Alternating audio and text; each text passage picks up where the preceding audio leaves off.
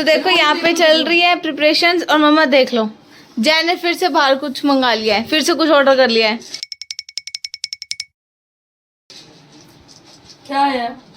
पता नहीं कुछ तो आया हो, देखो भैया के।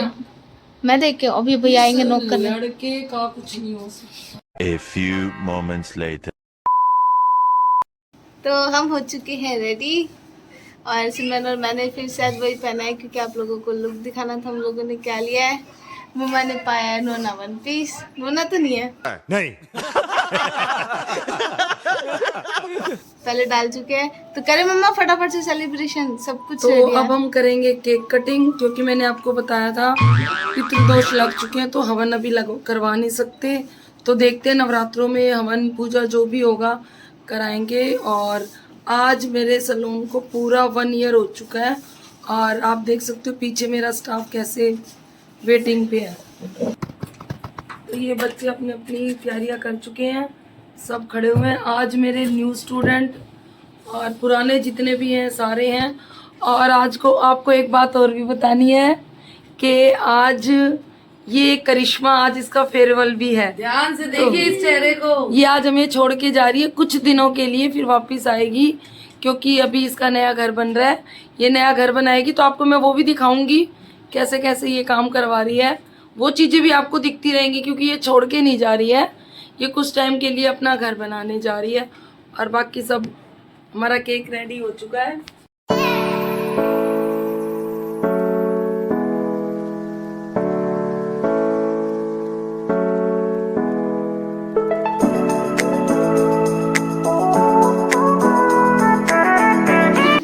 आपको काटना है? अच्छा, मेरे को तो पता ही नहीं था।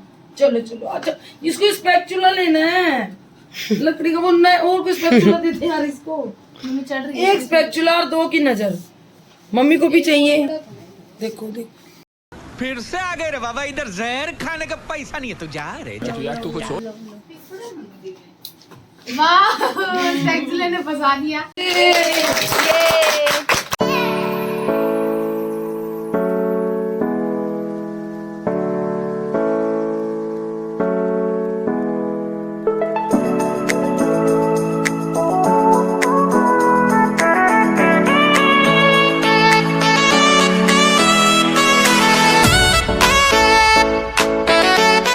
तो ये भोग लग रहा है हमारे पापा जी।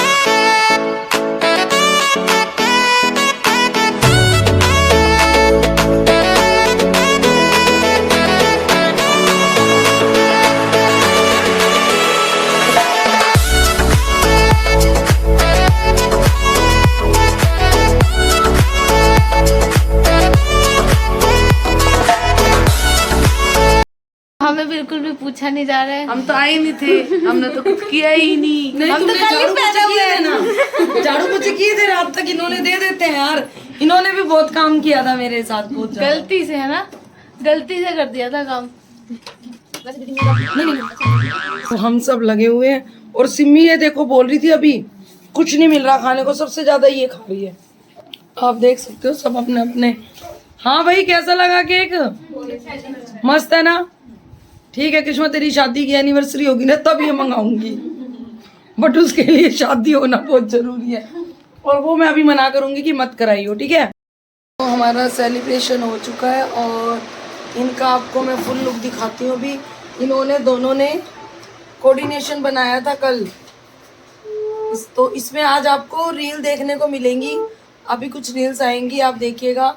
अंश कामरा और सिमरन कामरा की रील्स अभी अपलोड हो जाएंगी, तो शायद मेरे ब्लॉग आने से पहले ही आपको दिख जाए। तो आप देख सकते हो उनका फुल लुक। बाकी लुक आप देखना रील्स में। साफ सफाई चल रही है क्योंकि खा पी के और सब मस्ती चल रही है, कोई दूध चाय की तैयारियों में लगे।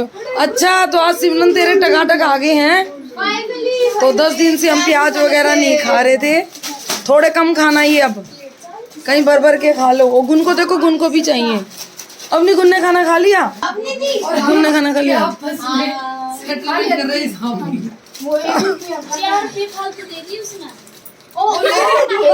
तुम यार किसी को लूट फूट के मत आया करो यार। 50 और 60 10 के 60 हो गए। 60 और ये 4 रुपये कल जाके 4 रुपए वापस दे आना। 4 रुपए फालतू लाए हो, 4 रुपए।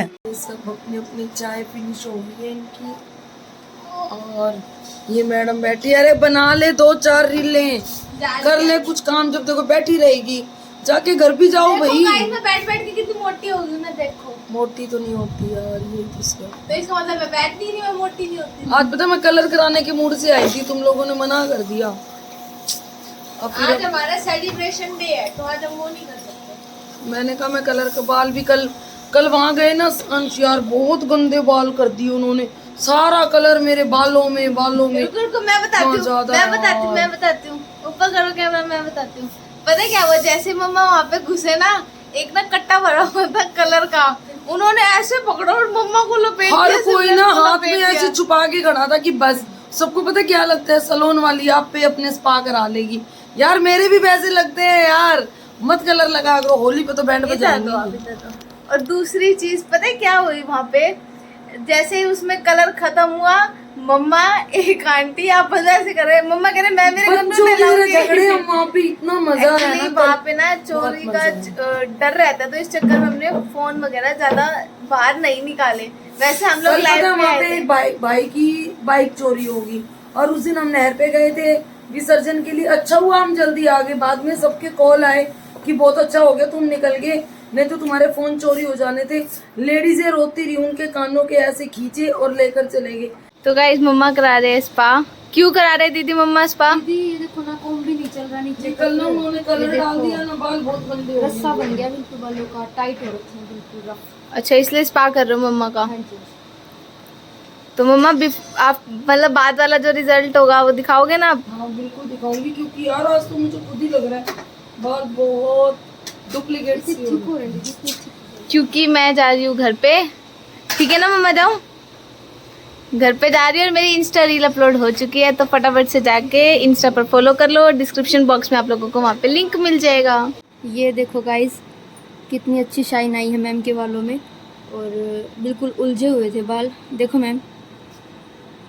तो आप देख रहे हो मेरे बाल इन्होंने कितने शाइनी कर दिए। ये वॉश के बाद भी ऐसे ही करेंगे, तो हमें ना मंथली स्पा जरूर कराना चाहिए, जरूर। मैं सबको ये रिकमेंड करूंगी कि देखो अब मैं फ्री थी, मैं भी करवा रही हूँ, क्योंकि मैं नहीं कराऊंगी तो मैं आप लोगों को बताऊंगी कैसे। तो आप देख रहे हो भी आपको वॉश के बाद दिखाएंगे मेरे ओरिजिनल। आप देख रहे हो मेरा ये आफ्टर लुक है हेयर स्पा के बाद। बाल मेरे काफ़ी अच्छे हो गए हैं, कल तो मैं हाथ भी नहीं डाल पा रही थी, आज काफ़ी अच्छे हो गए हैं। तो आप लोगों को भी मंथली स्पा जरूर कराना चाहिए, मैं तो यही रिकमेंड करूँगी। अब देखो दी कितना स्मूथली कॉम नीचे जा रहा है, और उस टाइम तो इटका हुआ था बिल्कुल।